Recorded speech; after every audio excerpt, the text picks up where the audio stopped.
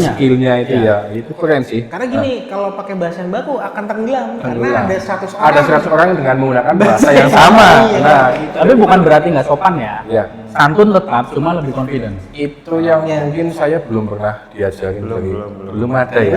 Itu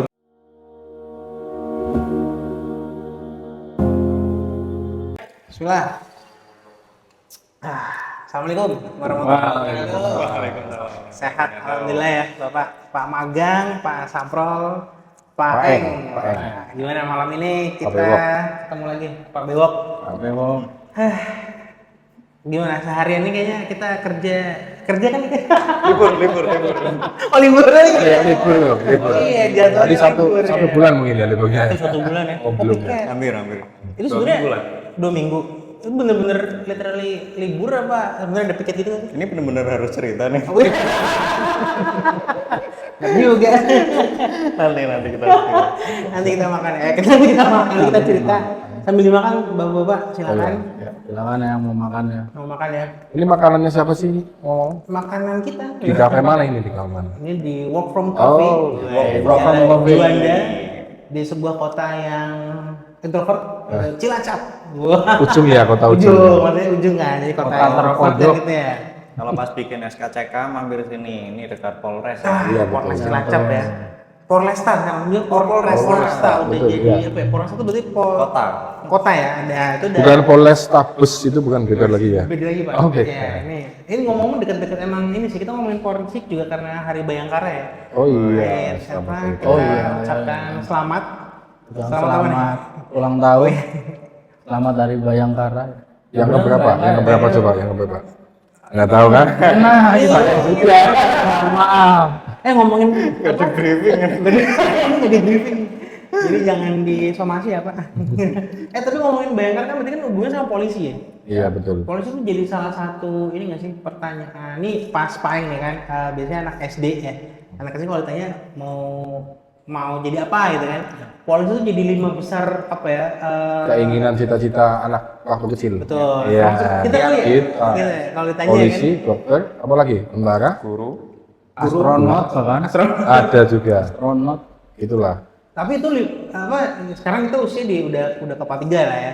Berarti kan udah 30 tahun yang lalu tuh. Sampai sekarang masih ada kayak gitu nggak sih Pak? Maksudnya anak SD sekarang kalau ditanya mau jadi apa? Cita-cita 5 besar itu masih disebut nggak sih Pak? Masih. Jadi kalau di SD ku ya ini kita cerita dari aku dulu, mungkin relate sama beberapa SD lain. SD ku tetap nomor 1 dokter. Dokter, ya. TRS itu. Hampir semua cewek lah ya. Kalau cowok ya 1-2. Tier 2-nya adalah tier A-nya pilot sekarang. Jadi kayaknya udah masuk. Keren. pengennya terbang gitu ya. Kayaknya pengen merasain. Bukan terbang dari dunia. Rasa terbang. Ya dari dunia sih. Pilot. Pilot tuh cowok apa cewek nih yang paling banyak? Cowok. Jadi cowok-cowok sekarang itu yang anak-anak SD lebih ke pilot. Terus yang rata-rata lah ya banyak, tapi ya standar ya guru. Oh mas, iya pasti. Karena yang lain juga Pak Guru, dia ngeliatnya guru kali. Oh iya mungkin ya. Salah satu inspirasi mungkin. Sih, Ya. jadi kan kayak gitu. Ya mudah-mudahan ya mungkin. Ada nggak kelintas kayak mau jadi pegawai bank misalnya gitu? Oke, ini karena aku ngajar di 3 tempat. Ya, maksudnya dari pengalaman 3 tempat. Yang pertama dari Maluku, yang kedua dari Jogja, yang ketiga dari Cilacap sendiri. Maluku itu cita-citanya lebih ke bukan profesi, jadi lebih ke keadaan. Jadi misal aku tuh pengen bangun tower, Oh keren tuh. karena di sana nggak ada sinyal. Wah. Oke. Jadi bangun tower itu jadi cita-cita. Ini yang ngomong ini anak dari mana? Anak desa situ. Jadi dia pernah ke Alor. Itu ada satu kabupaten di pulau sebelah. Dia bisa main HP di situ gitu loh. Nah, mungkin ada obrolan kayak, oh HP itu harus dimainin kalau ada sinyal. Ada sinyal. Sinyal dari tower. Pas pulang kita ngobrol, pengen bikin Sangat tower. mulia itu cita-citanya itu. Luar Lebih ke biasa. aplikasinya ya. Ya. Karena dia apa ya? Apa? Maksudnya dia dekat dengan teknologi yang ternyata teknologi itu harus membutuhkan sinyal. Ya, sarananya. Sampai gitu dia tahu itu, makanya dia punya bayangan selain 5 besar pekerjaan tadi gitu ya, profesi tadi gitu ya. Kalau Jogja itu udah Jogja lebih gimana? upgrade lagi cita-citanya. Jadi ada yang pengen bikin bisnis truk. Oh, itu anak SD Pak. Anak SD kelas Anak 5 nih, SD. kelas 5. Jadi Kelas karena 5. kalau nggak salah nih ya, orang tuanya balik lagi pebisnis bis, jadi punya beberapa bis gitu. Oh. Nah dia pengen yang truknya gitu. Oh, maka dia udah Masih nyambung sama orang tuanya Iya, ya. dia terinfluence Bidang yang dari sama orang lah. tuanya ya di bidang kendaraan besar. Akhirnya dia punya apa namanya? Keinginan. Ya, ini vision gitu ya. Maksudnya Vision. kendaraan tuh nggak cuma mobil, nggak cuma bis gitu ya, nggak cuma kereta segala macam, tapi ada bis sampai ke truk gitu ya. Iya, Truk betul. Itu Jogja tuh. Jogja.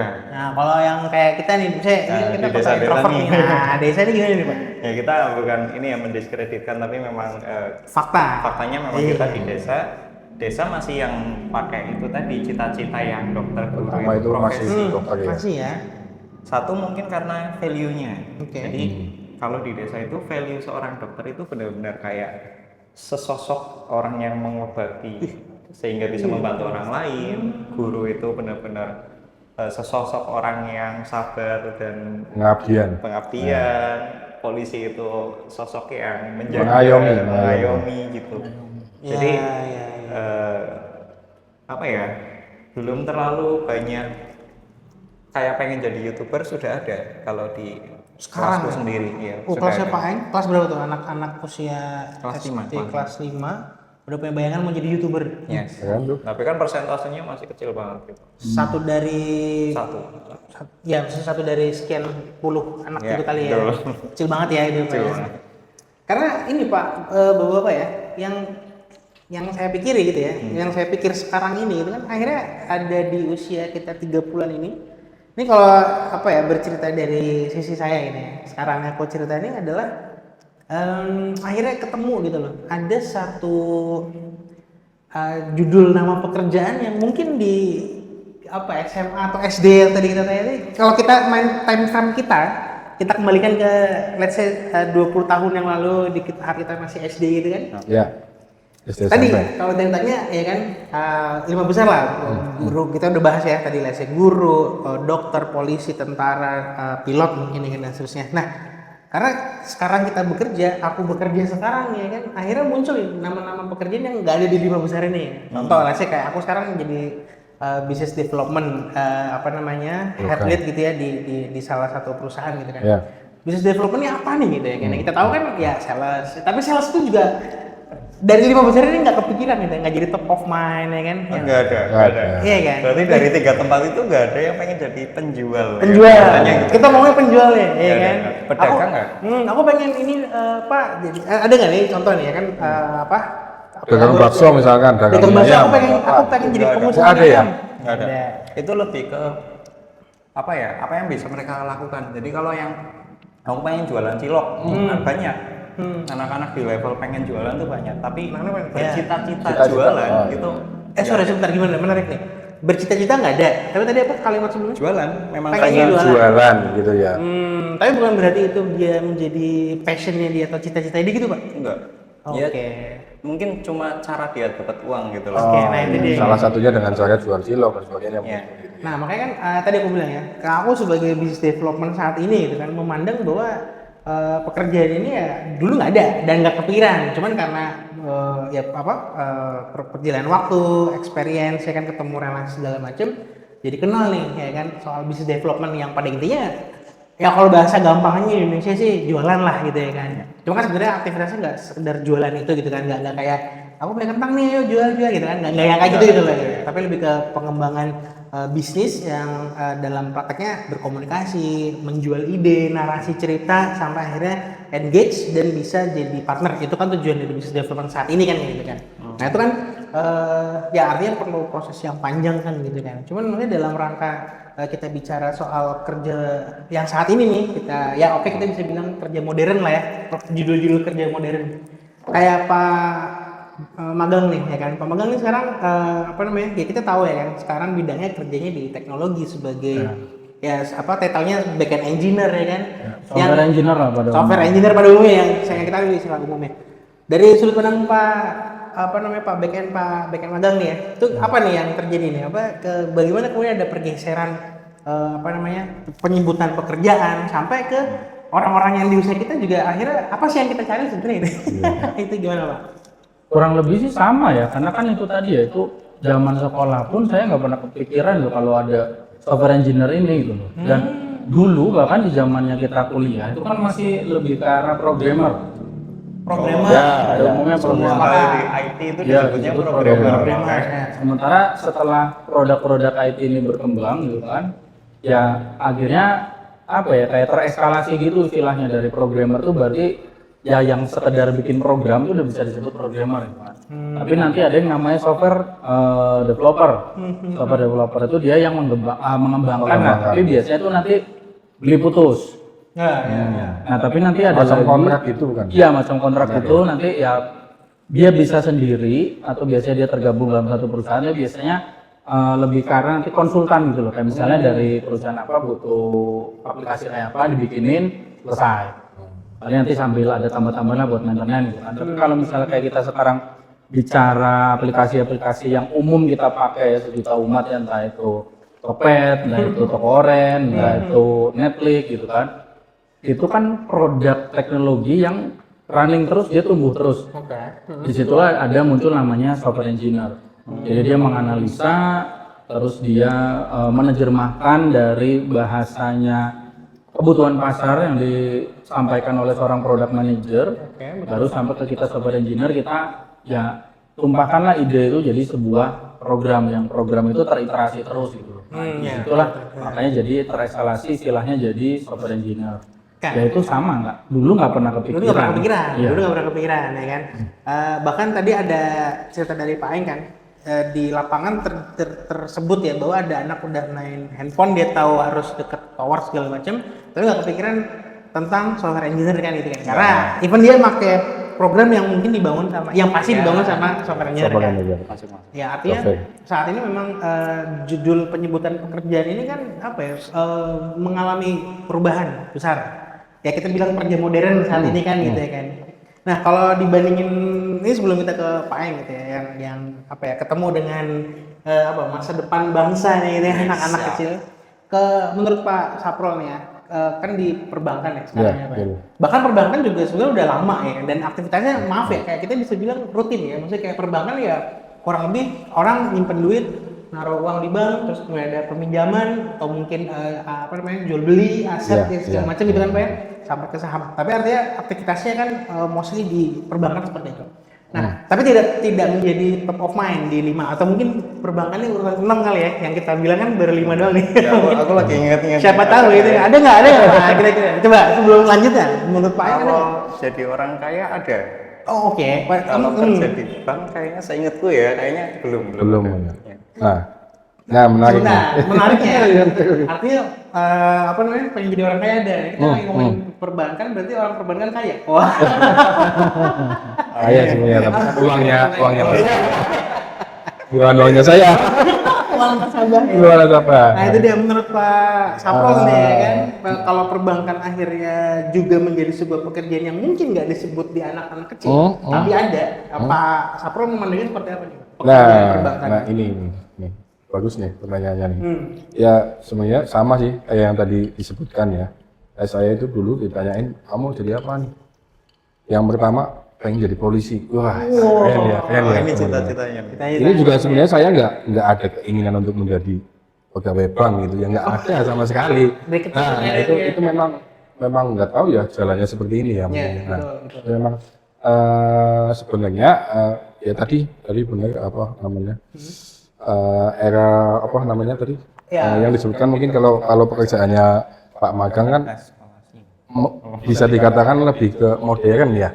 Masuk ya karena programmer ya. Nah, sebenarnya kalau di perbankan sendiri itu ada sih kayak ya, kita kan menyebutkan pegawai bank itu sebenarnya sama ya, menjadi pekerjaan yang tradisional ya. Nah itu kan kayak tadi sesuai tema kita ya ini ya. Ya jadi sebenarnya gini, di perbankan sendiri itu juga memang banyak digitalisasi, banyak ranah yang untuk ke modern juga bisa juga dengan cara. Nah yang masih banyak belum tahu ya sebenarnya ini perbankan ataupun kita menyebutnya, pernah dengar pasar uang nggak? Pasar uang Pasar Belum modal ya, pernah. pasar modal lah, sebenarnya sama lah, itu pasar uang dan pasar modal, dan ada lagi sebenarnya pekerjaan yang lebih modern sebenarnya yang resikonya tinggi nih, tapi kita belum banyak yang tahu. Kayak seperti investasi ada berapa? Ada yang tahu mungkin? Semacam saham, ya, yaitu saham, terus reksadana, obligasi dan sebagainya itulah. Termasuk Itu kan, dalam investasi. nah investasi itu lebih ke pekerjaan yang modern ya, menurut saya seperti itu ya. Nah, tapi perlu diketahui kalau kita pengen melangkah ke sana juga lebih hati-hati juga memilih jenis investasi yang kita inginkan. Oke. Nah, dan kayak perbankan sendiri juga sekarang lebih canggih lagi di aplikasi-aplikasi internet banking, kita juga bisa tuh bermain. Contoh kayak saham, beli reksadana, itu kita bisa loh. di aplikasi Banyak yang belum tahu ya. Belum tahu ya. Bank menyediakan untuk beli saham. Ada platform ya, jadi semacam kayak si bank saya itu di aplikasinya itu kita bisa beli itu. Oh. Ketengan atau Itu misalkan nih kita punya tabungan nih, tabungan 1M katakanlah. Amin. Nah, kita hanya dengan aplikasi yang ada di internet banking kita, internet banking yang itu mungkin belum pada ya, banyak yang belum tahu ya. Mungkin kalau diulik sendiri itu, kalau di bank yang saya bekerja saat ini ada, kita bisa beli reksadana. Apa sih reksadana? Nah, itu biar kita ngapain sih uang 1M cuma di tabungan aja, bisa diolah sebenarnya.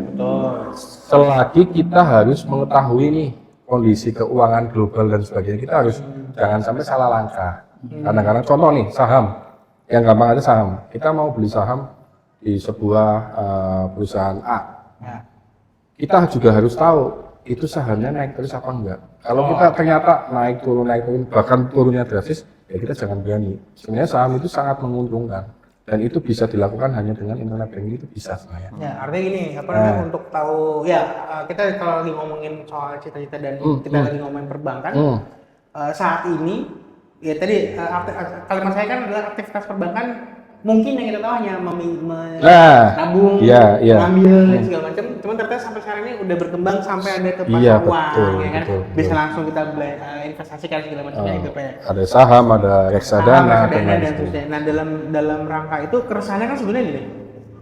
Dari pekerjaan yang tadi kita bahas soal kayak tadi Pak Magang soal kebaruan judul pekerjaan nih gitu ya kan. Ini kita belum bicara peluangnya nih ya, dari anak-anak menjadi peluang yang mau kayak gimana. Cuman yang keresahannya kan adalah akhirnya anak ini mau jadi apa nih? Kita maksudnya ya bukan kita ya, kita udah tahu nih kita saat ini jadi apa nih. Maksudnya anak ini kan mau jadi apa ke depannya kan? Itu kan perlu adanya influence. Tadi kita udah bicara bapaknya pengusaha bis ini, anaknya pengen jadi pengusaha truk ya kan? Itu kan ada influence-nya di situ kan. Cuman artinya keresahannya adalah profesi-profesi ini profesi modern ini ya, kita bicarakan tadi ada istilah pekerjaan tradisional, ada istilah pekerjaan modern kan gitu. Resahnya adalah anak-anak nanti ini mau seperti apa sih? Apakah masih bertahan di top of five tadi ya kan? Atau akhirnya tahun yang terbuka yang tadi kayak ada software engineer, ada business development, ada perbankan yang mungkin bisa spesifik main di reksadana ataupun saham segala kita bisa gitu. Nah, keresahannya adalah di situ mau jadi apa sepertinya gitu. Nah, kita belum sebelum sampai ke sana kita pengen tahu dulu nih. Sekarang nih anak SD diajarin apa sih Pak untuk bisa tahu pekerjaan ini nggak cuma 5 ini loh gitu ya. Ada di luar lebih banyak lagi gitu. Betul ya kan? Baru tahun ini juga aku baru mencoba ya. Dulu kalau FYI dulu lah ya, aku udah jadi guru itu selama 6 tahun berarti kalau dimulai dari awal ya. Selama 6 tahun itu selalu itu di awal pertemuan selalu aku tanya cita-cita itu udah kayak asesmen yang harus kulakukan itu loh. At least aku tahu dia mau jadi apa sehingga setahun ke depan aku bisa ngarahin.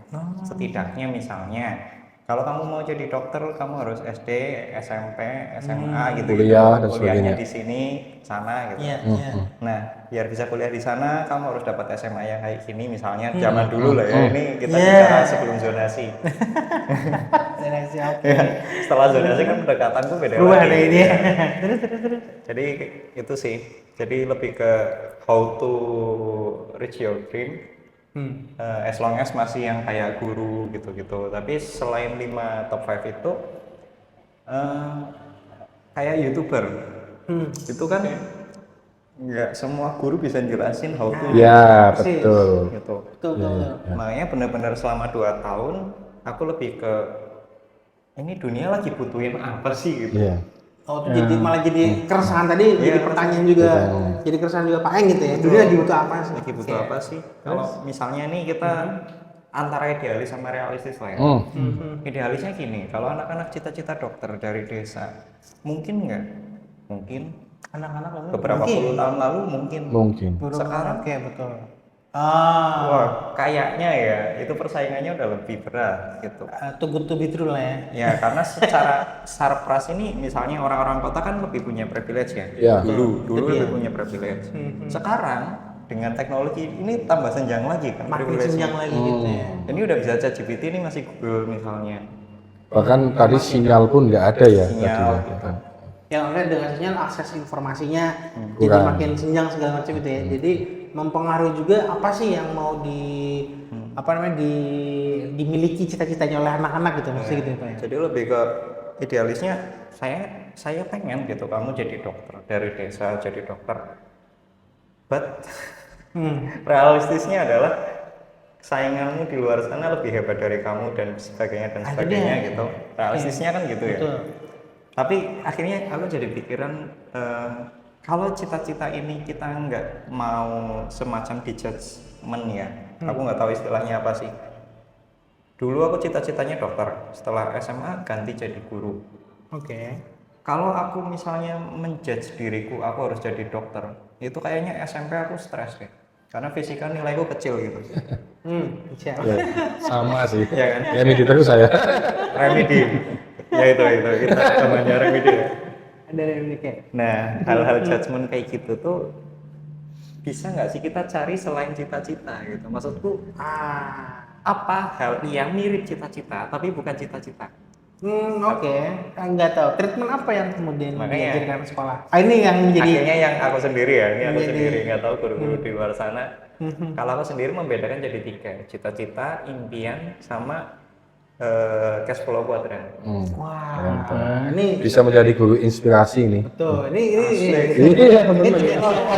Ya, sedangkan kita dulu zaman SD, SMP, SMA, bahkan kita kayak kita belajar ya udah belajar IPA, belajar apa IPS apa kayak kita tidak ada seingat saya ya tidak ada yang mengatakan misalkan ditanyain kamu mau jadi apa guru, yang kamu lakukan kalau menjadi guru ini luar Udah, biasa ini tadi Pak kita Eng udah ya. dikasih tahu ya, roadmap-nya Misalkan tuh ada yang pengen jadi YouTuber nah Pak Eng ini juga menjelaskan jadi YouTuber berarti seperti ini dan sebagainya. Wah, luar biasa ini. betul. Nah ini makanya sebelum kita Ya, bahas ya. ya, Lanjut, kita bahas Pak ya. Eng. 3 teori tadi kita simpan dulu nih Pak. Ya. Yang artinya gini, keresahan Biar tadi. penasaran. Iya. Kenapa? Karena akhirnya dari kita cerita setengah jalan ini adalah keresahan yang tadi kita muncul ini ya, bahwa anak nih saat ini mau jadi apa, sedangkan kita udah akhirnya tahu mengalami fase yang 5 pekerjaan tadi ini akhirnya nggak cuma 5 ini, akhirnya ada kayak kita masing-masing, Ya. ya kan? Nah ternyata yang diajarkan di sekolah dan khususnya di sekolahnya Pak Eng adalah tadi memberikan roadmap. Yes. roadmap. Ya kan roadmap ya. Yang tadi kisahnya Pak Saprol bahwa itu nggak diajarin saat kita. Iya, betul. Dulu kan Betul, gitu kita betul, sepakat ya kan. Nah roadmap ini menjadi penting ya kan. Akhirnya even guru akhirnya cuman ya dalam tanda kutip hanya bisa memberikan step by stepnya. Cuman kan paling nggak anak notice kalau mau jadi guru harus kayak gini ya gitu. Nggak yang kayak kita alami. Kalau aku mau jadi tentara nih, ya udah sekedar pengen tahu aja jadi tentara. Nah ini ternyata yang terpisah jadi 3 poin tadi. Ada cita-cita, impian, sama cash flow cash flow quadrant. Nah, menarik itu. Menarik ya. Yang ketiga menarik itu. Betul. Sebelum ketiga ini Pak, Pak Eng gitu ya. Sebelum dijelasin ya, saya supaya ini ya, biar kita punya punya tabungan kata gitu ya kan. Ini biarpun udah 30 kan ini kan dalam rangka kita upgrade knowledge ya kan. Iya. Ya bahkan sampai detik ini kita masih Masih belajar. satu belajar kan Betul, gitu kan. betul. Betul. Nah, tapi dari sisi Pak Magang nih ya, oke lah, let's say tadi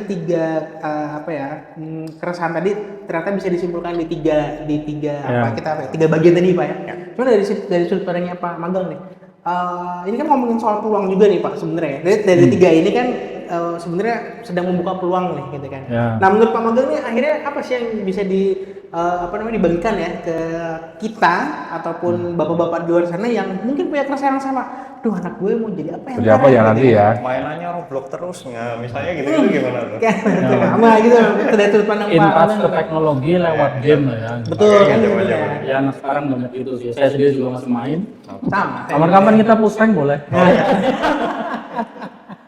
Iya emang sebenarnya apa ya kalau dibilang itu dengan digitalisasi sekarang gitu kan, internet bahkan ya memang sih kecepatan internet kita belum terlalu lah cepat di Indonesia ya. Tapi kan paling tidak kita sudah bisa akses. Betul. Dan jadinya tuh peluang-peluang baru tuh muncul sekaligus dengan ya tantangannya juga ya kan, terus juga ya dengan banyak biasnya yang kita udah sebut dari pertemuan yang pertama kemarin gitu kan. Jadinya seperti itu. Jadi dengan peluang-peluang yang baru ini sebenarnya tuh kalau yang paling kerasa di tempat saya ya sebagai kalau saya ini kan sebagai gampangannya sebagai praktisi. Itu udah mulai kerasa di mana kita udah nggak seperti pekerjaan-pekerjaan yang konvensional lagi, dalam arti kalau misalnya kita bekerja secara konvensional ya mungkin tradisional nggak terlalu bayangan ya, saya ganti lah sebut konvensional ya. Dimana kita di situ harus kerja keras gitu kan, kerja keras, tekun, rajin, salahnya minim ya. Salahnya minim, baru nanti kita bisa naik jabatan. Kalau di dunia pekerjaan praktisi sekarang yang dengan dunia modern seperti ini, ya inilah nanti ke situ. Oke, misalnya gini, dulu kita bawa zamannya bapak-bapaknya kita, itu mungkin kalau udah lulus kuliah bawa ijazah tuh udah aman, udah sarjana tuh udah aman. Nah sekarang di zamannya kita aja, itu kampus kan udah kayak kacang tuh, udah kayak berarti kan sekarang ijazah normalnya udah nggak terlalu bisa dilihat lagi karena orang udah kuliahnya udah gampang untuk bisa kuliah, ya kan? Udah lebih mudah banyaknya universitas ya, itu ya. udah lebih mudah, bahkan ada yang bisa online, ada yang bisa sambil kerja gitu kan. Kelas karyawan. Nah jadinya kan lulusan sarjana ini makin banyak gitu kan. Ya berarti kan akhirnya mau nggak mau akan lebih tersaring kan. Oke, misalnya nih saringan pertama adalah dari kampus ternamanya dulu, nama kampusnya, filter pertama gitu kan. Tapi setelah itu ada filter yang nggak bisa ditolak ya, akhirnya ya dari skillnya masing-masing. Ya kan?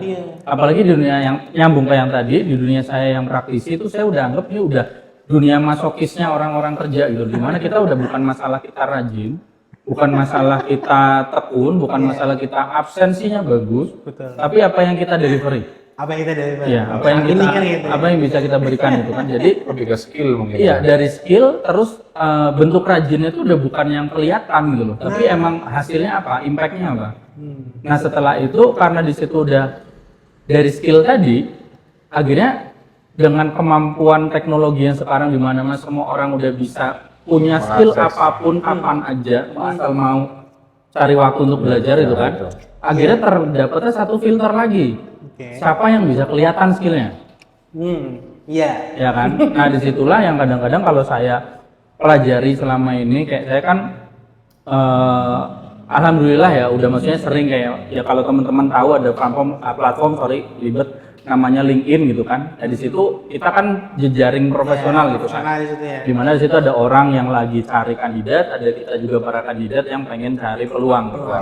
Kalau saya sih alhamdulillah udah sering banyak tawaran. Tapi kenapa bisa sampai di situ? Nah saya berhasil menyaring filter yang ketiga tadi.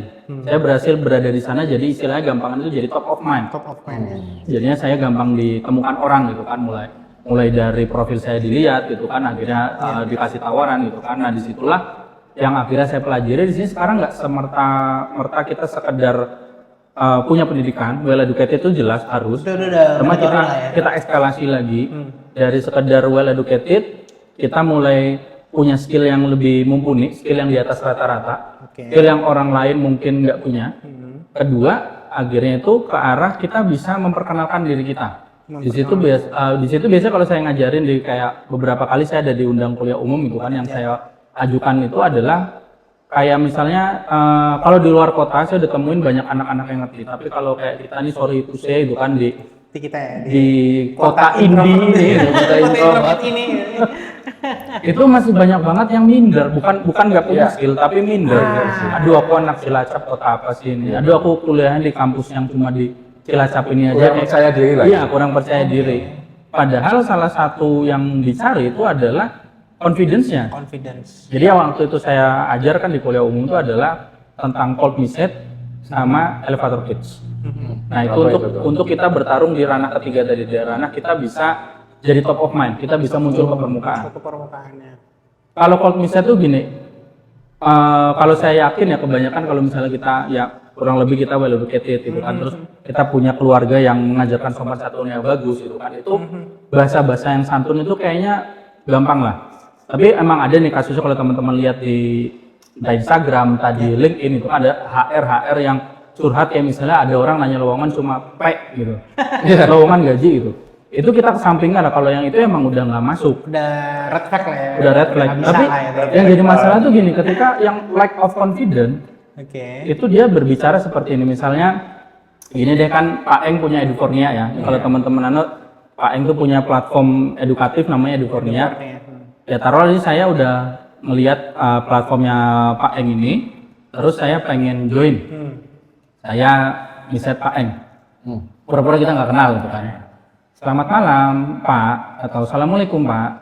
Perkenalkan saya Jody, ini saya seorang software engineer, saya berpengalaman di sini.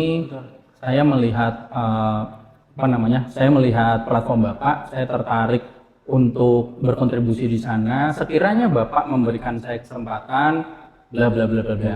Santun. Itu santun ya. Santun. Confidence tapi santun. Tapi lack of confidence. Oh sorry, lack of confidence tapi dia santun. Santun. Oke. Itu banyak yang seperti itu. Tapi saya yakin yang kayak gitu itu bakal tenggelam di inbox. Ya udah ada 100 orang mungkin yang kayak gitu ya. Karena bersama ya banyak gitu. Betul. Nah harusnya yang seperti apa tuh? Nah, itu masuk di cold message ya. Kalau cold message yang paling pertama yang saya pelajari itu adalah, dan kalau ini saya sebenarnya tadinya itu pengalaman baru belajar teorinya. Untungnya gitu loh, bisa duluan gitu baru belajar teori. Cuma ini kalau untuk yang cold message saya lupa teorinya ya. Tapi yang jelas yang paling saya tekankan tuh adalah personality-nya. Personality, oke. Ketimbang tadi saya cuma sekedar selamat malam Pak, selamat siang Pak, Assalamualaikum Pak. Tapi kalau Assalamualaikum Pak Eng, nah disapa ya. iya, Assalamualaikum Pak Eng. Personal. Itu kan pasti muncul di chat ya. Assalamualaikum, nama saya ini siapa nih? Iya kan? Iya. Tapi tertarik kan? Tapi kan, iya, tertarik. Jadi dia interact secara personal langsung ke Pak Eng. Assalamualaikum Pak Eng gitu kan. Saya Jody, saya seorang software engineer yang sekarang bekerja di perusahaan ini, salah satu startup teknologi yang ada di negara ini gitu kan. Dan saya itu punya kemampuan, saya punya pengalaman banyak di ranah microservices dan distributed system. Saya melihat platform Bapak dan saya tertarik untuk berkontribusi untuk mengembangkan Edufornia jadi memiliki suatu sistem yang terdistribusi bla bla bla bla bla bla Sesuai dengan bidangnya. Iya, jadi ada strength-nya, profilnya langsung ditunjukkan ya, gitu ya. profilku ada, strength-ku ada. Bagus itu. Baru tinggal terakhir call to action. Call to action. Call to action-nya adalah kalau Bapak berkenan, saya bisa dalam 1 minggu ini saya available untuk bicara 10 sampai 15 menit untuk diskusi. Saya tunggu kabar baiknya. Assalamualaikum. Beda nggak? Beda. Sistematis, terstruktur, call to action. Jadi istilahnya ini yang kalau yang sebelumnya itu yang santun, yang kedua itu adalah cold message yang lebih strategis. Nah dari cold message kita naik ke yang namanya elevator pitch. Mau tahu nggak nih? Oke. Menarik. Daging semua nih. Saya perlu banyak pertanyaan nih. Apa mau ini? Mau shifting ya? Mau Ya, shifting karir dulu. Banyak yang merasa misalkan kita mau direct ke perusahaan atau lewat LinkedIn itu kan kita pikirannya pasti kita harus menggunakan bahasa yang baku nih. Nah itu. Iya. Kurang lebih tadi saya baku tapi ada sedikit-sedikit strength-nya, ada anunya. skill-nya itu Iya. ya, itu keren sih. Karena gini, kalau pakai bahasa yang baku akan tenggelam karena Tenggelam. ada 100 orang. Ada 100 orang dengan menggunakan bahasa yang sama. Iya. Nah, itu, Tapi bukan berarti nggak sopan ya. ya, Santun tetap, cuma lebih confident. itu yang Iya. mungkin saya belum pernah diajarin belum ada ya. Belum. Itu bisa Ini hal yang buat baru nih masukan. kan kita Bagus kan. sih, bagus. Nah, artinya kan itu bisa menjadi salah satu roadmap juga gitu kan dalam rangka tadi keresahan kita yang tadi bicara ketemu di simpulan 3 bagian tadi dan ini udah dipraktekkan sama Pak backend ya Pak Magang dan ternyata itu menjadi sebuah model baru dalam kalau aku ngambil istilahnya Pak Magang tuh the art of seni The art diketahui. of getting The art of getting notice. Nah, itu tuh Bahasa Indonesianya apa coba? Ada webinarnya ya? Bukan webinar waktu itu kuliah umum. Kuliah umum ya. Seni Ini supaya ketahuan. Kalau bahasa ketahuan. Cilacap supaya konangan lah. Ya, Nah, supaya ada yang tertarik dengan kita ya. Iya. Bahasa gampangnya gitu Karena lah. ini sebentar, sorry saya potong. Misalkan tadi kasusnya anak di Maluku tadi, dia punya aspirasi pengen Jadi, bikin bangun, tower. tower. Bahkan itu cita-cita yang lebih ke aplikatif gitu loh. nah, Itu kalau misalkan dia terlatih untuk seperti itu, selain kita arahkan, misalnya kita sebagai orang tua, sebagai orang yang lebih dewasa gitu kan, ataupun guru gitu kan, itu kita kasih roadmapnya, kamu belajar ini, tapi nanti mungkin nggak sih masih seusia itu dia bisa bikin? Bisa. Bisa misalkan taruhlah mungkin di situ nggak ada sinyal, kita taruh ke tempat yang ada sinyalnya, terus kita buat dia tuh bisa berbicara entah itu lewat LinkedIn, entah itu lewat apapun ini platform digital sekarang itu kan gampang. Insya Allah lah masih gampang buat viral gitu kan, apalagi kalau itu positif. Nah di situ dia bisa bikin ya tadi cold message atau lebih ke tingkat lebih naik lagi sedikit itu elevator pitch. Kan mungkin aja. Nah, Jadi mungkin nggak harus aja. bikin towernya, tapi bisa Iya, ngasih tahu bisa orang. ngasih tahu orang kalau saya punya aspirasi bikin tower, saya lagi belajar, ada nggak yang mau bantu saya? nah, oke. Itu Gandeng orang ya. Iya, menggandeng orang karena ya gini pun kita akhirnya saling Iya. bekerja sama. Iya, saling saling. Iya kan? Kerjasama itu kan bukan kelemahan ya, Oh, bukan. kan jadi kekuatan yang lebih di situ. Gitu. Kalau ada satu istilah yang aku coba ini Pak Magang ya, kerjasama bukan suatu kelemahan bukan, karena akhirnya aku punya pendapat gitu ya, pandangan ya, a lion. Singa. Sebentar, gini. Oh, walking alone will be a lion. Ya. Working together will be a nation. Nah, karena artinya semangat kolaborasi ini bukan sebuah kelemahan bahwa kita punya potensi masing-masing, kita sedang berkolaborasi nih ya kan. Betul.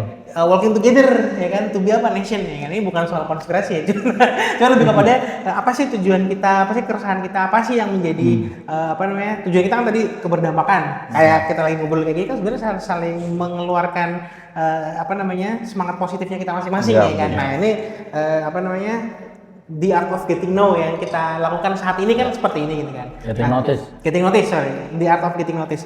Tapi gini Pak, kembali ke tadi soal elevator pitch ya. Artinya sebelum kita bicara pecahan ya sampai ke cash flow quadrant itu ya. Artinya roadmap yang akhirnya disiapkan oleh Pak Eng ini di platformnya itu adalah 3 hal tadi. Cuma akhirnya relate nih dengan yang tadi Pak Magang sampaikan bahwa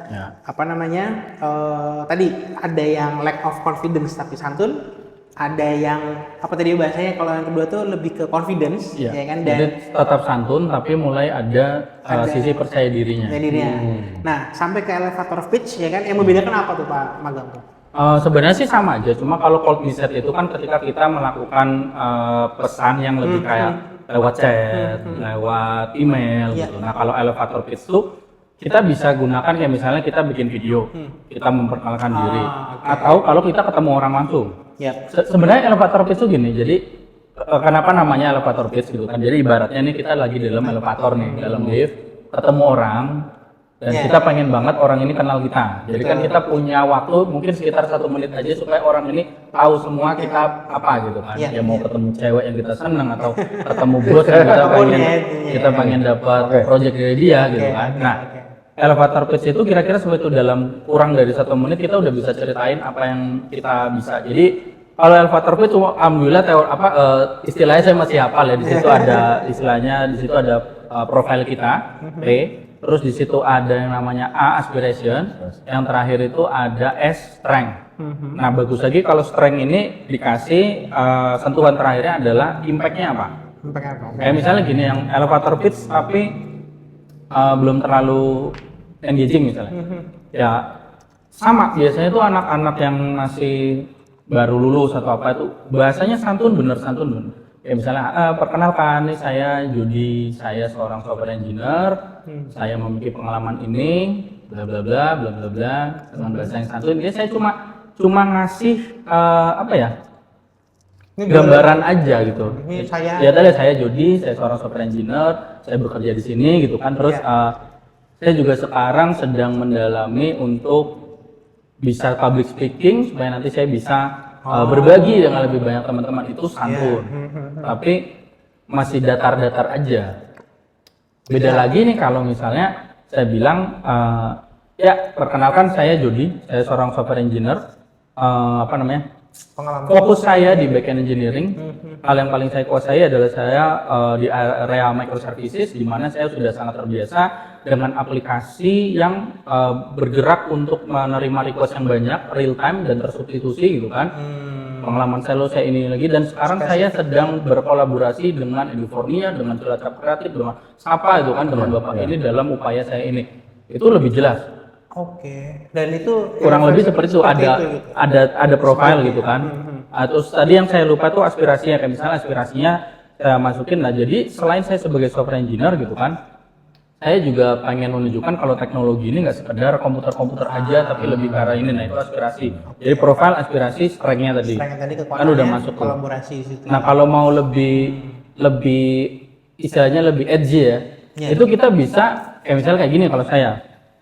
Gini ya teman-teman ya, jangan pernah berani teman-teman bikin e-commerce yang bakal menghandle 1 juta request per menitnya kalau belum kenal microservice. Perkenalkan saya Jody, saya seorang backend engineer, saya bekerja di Palmpot, salah satu perusahaan dari Jerman gitu kan, dan saya akan jelaskan microservice pada Anda. Lain kan? Beda ya, pendekatannya beda ya. Lebih edgy aja, Beda, tapi tetap sama. Profile, aspirasinya ada, strength-nya ada gitu kan. Atau itu kayak yang tadi dipanjangin juga bisa. Dan ada nilai call to action nih itu Luar kan. biasa. Pulang langsung bikin nih. Enggak, karena itu kalau di jadi inget gitu ya. Aku kuliah itu di teori public speaking memang diajarkan ya soal masuk presentasi gitu ya, maksudnya dengan cara yang tidak biasa. Assalamualaikum dan segala macamnya itu sebenarnya mirip ya. Cuma akhirnya kalau kita ada hook ya, kalau sekarang ini kita di sosial media ini ada istilahnya hook ya kan. Itu tuh jadi hook yang kuat dan jadi ice breaking. Kalau orang ngomong apa sih daripada assalamualaikum mindset orang tuh audiens tuh sih kan assalamualaikum warahmatullahi wabarakatuh tuh mindset waalaikumsalam. Template dia kan dan pasti bukan berarti nggak mau jawab salam ya, cuma kayak ini presentasi nih. Cuman kalau tadi pendekatannya ternyata kayak gitu, aku jadi inget soal teori public speaking ya, soal intro lah, masuk ke materi seperti apa. Kalau tadi caranya adalah jangan jangan ngaku mau bikin e-commerce dan sebagainya, itu kan kayak jadi wah apa nih orang datang-datang nantang jadi kayak orang tuh terfokus lebih tertarik lagi ya. Tuh, tertarik ya kan, kayak pengen dengerin, ternyata materinya jadi nyambung, nempel. Nah ini makanya relate dengan yang tadi kita kembali lagi langkahnya ya kan, bahwa tadi sampai di titik public speaking yang oke, sampai di titik yang getting notice ya kan, caranya kayak gimana. Nah sebenarnya titik baliknya kan ada di pendidikan anak bangsa nih ya sekarang nih ya kan. Pak Eng nih kan, dengan tadi kita udah bicara segala macam nih, peluangnya ada di kayak gimana, roadmapnya udah dikasih tahu kan tadi, mirip nih roadmapnya, peluang kerja seperti apa, perbankan sampai ke public speaking yang mungkin harus dimiliki anak-anak sekarang ya kan. Nah tiga platformnya Pak Eng yang lagi Pak Eng coba create sekarang nih, develop sekarang nih, apa sih yang diajarkan kalau tadi ada membagi roadmap tadi ya, dalam rangka cita-cita, impian sampai ke cash flow kuadran. Nah itu apa dan bagaimana Pak Eng ceritain nih sama kita deh. Baik, tadi saya bilang 2 tahun lalu dan 1 tahun lalu. Jadi ada time frame-nya. Iya, itu adalah dua waktu yang saya godok. Jadi di 2 tahun yang lalu saya pakai cash flow kuadran itu untuk alih-alih menggunakan cita-cita gitu. Oke. Nanti habis ini saya jelaskan, mungkin saya perlu Pak Sapro ya, untuk jelasin gimana sih sebenarnya keadaan keuangan beberapa profesi kalau di bank gitu. Wah, iya. Penting. Profiling kan ada di sini database-nya ya. Ya, jadi itu Sebenarnya rahasia ini ya. Iya. Jadi bukan kita langsung keluarin, cuma lebih ke mungkin lebih ke cocok ya iya. sama apa yang akan saya jelaskan. Nah, gitu. ini Jadi dia. bukan memberitahu secara langsung. Siap. Oke, yang pertama cita-cita dan semua guru pasti lagi rame lah di TikTok yang tos guru, dokter, guru, apa pilot gitu itu kan lagi rame banget di TikTok. Nah saya tuh kepikiran gitu, ini kalau nggak kecapai gimana ya? Nah, iya benar. Capek apanya nih? Cita-citanya. Hmm. Ya kita semua ada di generasi yang mungkin nggak kecapai. Aku dokter nggak kecapai, Enggak, aku tentara dulu. nggak kecapai, Saya pernah daftar Akpol tuh dulu. nggak kecapai. Nggak sampai. Aku dulu bukan. bukan. Dulu pengen jadi elektro, nggak kecapai. Nggak kecapai juga. Ya itu, jadi kita hidup di generasi yang satu kita miss antara profesi yang kita tahu waktu kecil sama profesi yang kita tahu waktu gede. Ya kan? Kita miss di situ karena apa? Karena kita nggak diajarin value, kita diajarinnya nilai. Iya. Ya, Oke. Matematika 10 nomor betul 7 dapat 70 ya, nilai. nilai. Tapi kita nggak pernah diajarin value bahwa 7 betul 7 itu berarti kamu sudah lumayan. Cuma kamu butuh belajar lagi kalau mau dapat 10. Karena 10 itu nilai sempurna. Tapi secara value berarti kamu kerja keras, kamu disiplin, kamu mungkin nggak main demi untuk dapat 10. Kamu relain sesuatu, kamu persisten, kamu konsisten. Value-nya banyak banget untuk dapat 10. Perjuangannya Daya ya. juang ya, daya juang untuk dapat nilai 10 ya. Nah, jadi itu kita pengen switch dari nilai menjadi value. Makanya kalau di kurikulum Merdeka kita udah mulai pakai deskripsi rapotnya. Mungkin udah Oh pernah. iya, aku lihat ininya ya. Ya. Deskripsi. Kalau dulu kan 70. Kalau Udah sekarang aja tuh, gitu ya. ya Ananda A sudah bisa ini. Ya, ada ceritanya, ada story. Kekurangannya pun di situ dijelaskan Iya. ya. Ya, Ada nggak? ada nggak? sih, Ada tapi ya, itu maksudnya. format aja sih. Oh, format. Oke. Lanjut. Kalau pengennya bener-bener diketik sih, maksudnya bener-bener aku tuh pengen nulis buat dia. Tapi kan enggak, ini kayak udah rumus Excel jadi keluar kayak gitu. Gitu sih, jadi kekurangannya itu. Jadi sampai hari ini belum ada raport yang deskriptif, bener-bener dari guru ke anak yang value. Belum ada, masih nilai.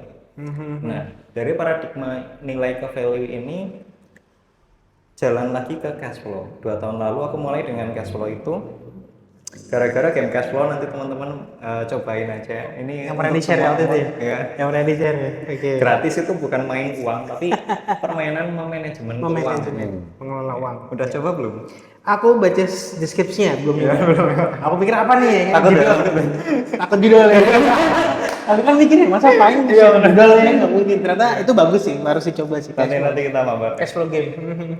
Jadi 2 tahun lalu aku mulai untuk anak-anak. Kamu cita-cita udah punya kan? Nah, yang berarti ini sebenarnya anak-anak yang nggak punya cita-cita Masih pak. masih ada beberapa persen. Tapi sampai kita kesampingkan dulu. Iya. Karena biasanya ketemu di next kelas. Jadi yang nggak punya cita-cita ini kita coba main cash flow. Setelah main, kayaknya sekitar 70% mereka ganti cita-cita deh. Oke. Kenapa bisa gitu? Menurut hemat saya adalah gini, yang teman-teman belum tahu, cash flow itu dibagi menjadi 4. Jadi cara kita bekerja dan cara kita dapat uang itu dibagi jadi 4 cara.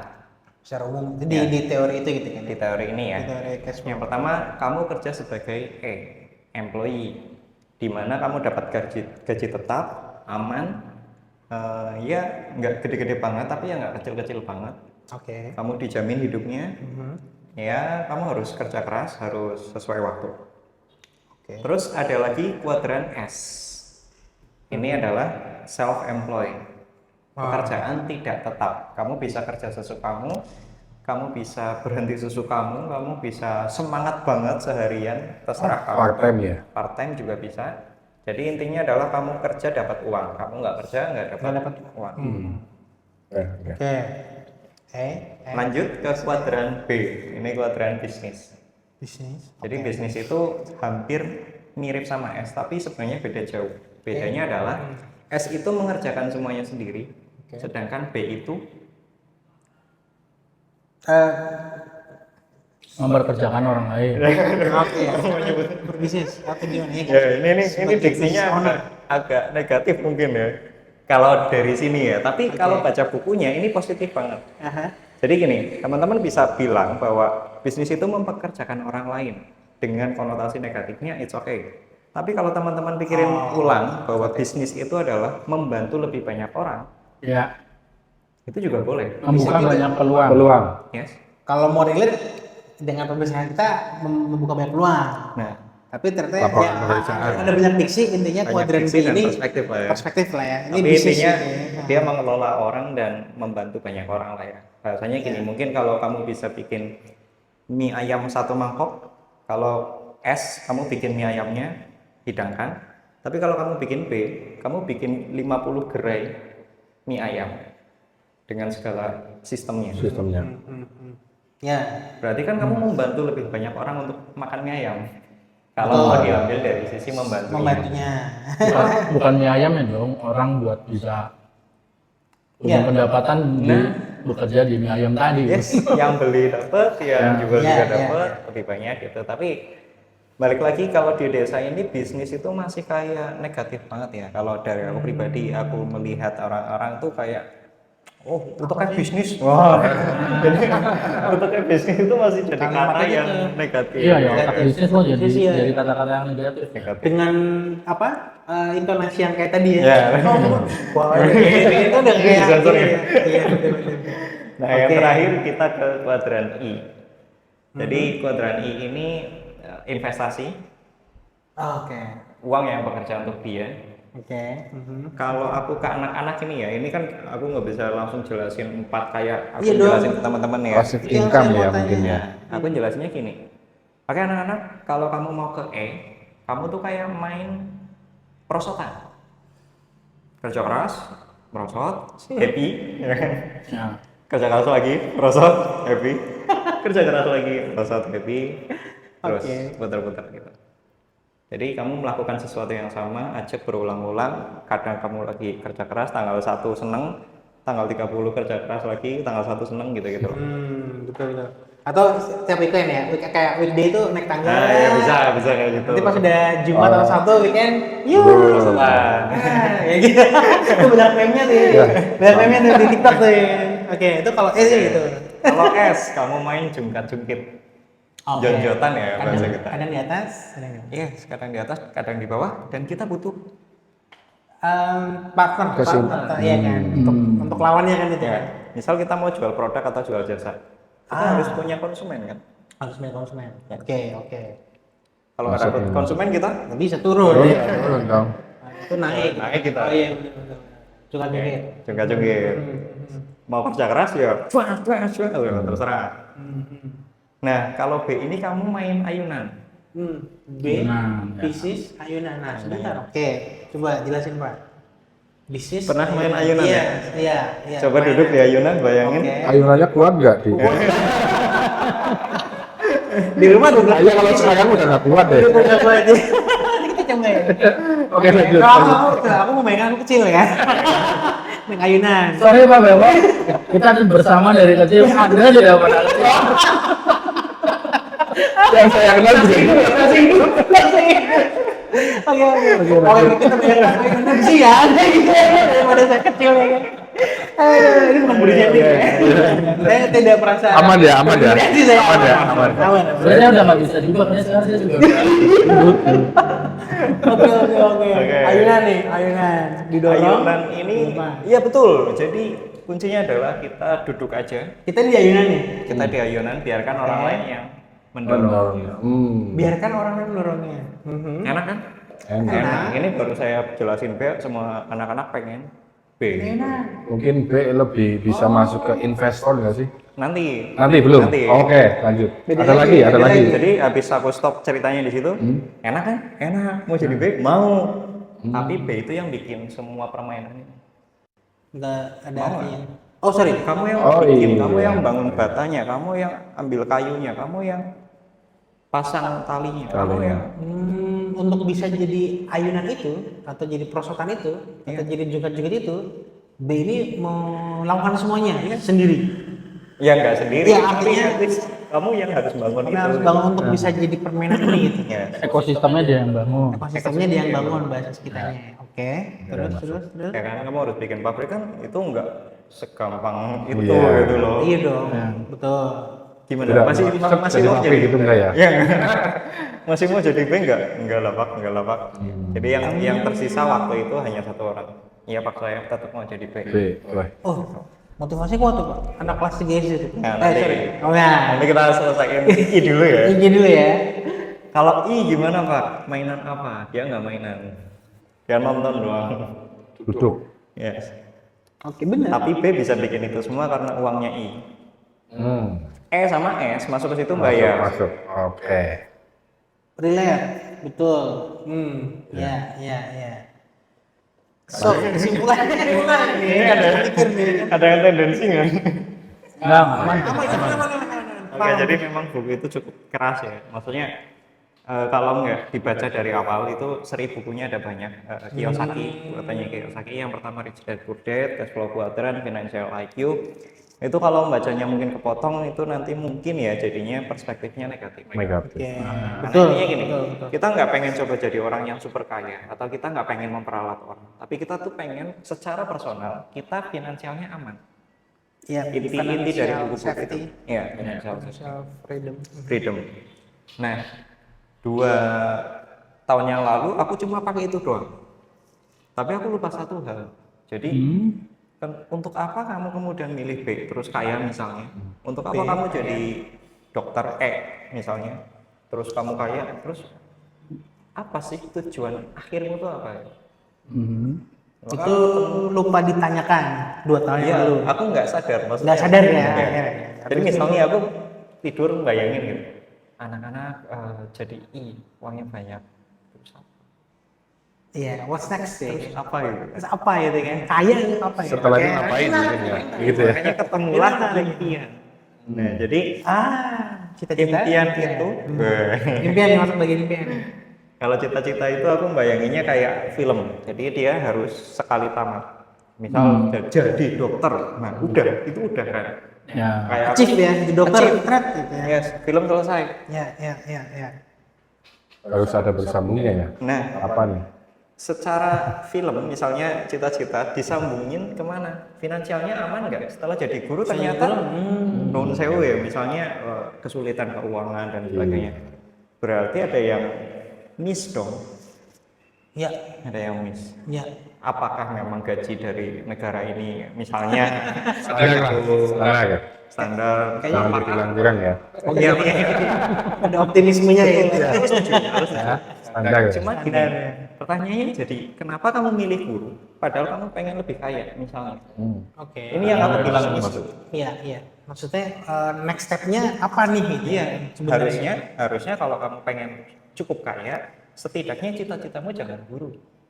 Oke. Karena financial cash flow quadrant-nya kamu nggak dapetin. Iya. Karena di E tadi itu kan. Di E tadi. Guru kan tuh E. Nah, ketika dia misalnya dari SD main cash flow, oke saya guru, berarti saya harus milih E. Guru kan gajinya tetap. Pas main E, dia nggak bisa tuh dapat kaya banget tuh nggak bisa, atau kaya juga nggak bisa. Kamu mau coba ubah nggak kuadran? Oke, jangan jadi guru. Jadi apa dong? Jadi B. Aduh, B saya nggak bisa bikin pabrik, saya nggak kayak ini, saya nggak itu. Apa ya yang bisa? Ya impian sih. Gini, kalau aku tanya, aku sendiri mempertanyakan kepada diriku gitu. Kamu cita-citanya guru, udah kesampaian gitu misalnya. Tapi impianmu apa? Oke. Jadi itu perjalanan setahun yang cukup lama kemarin. Jadi, oke kalau aku guru udah kesampaian terus apa? Ya udah kesampaian terus apa? Nih tiba-tiba ini bener-bener mikir nggak sih? Iya, mungkin lah ya. Iya, maksudnya Serius lanjut.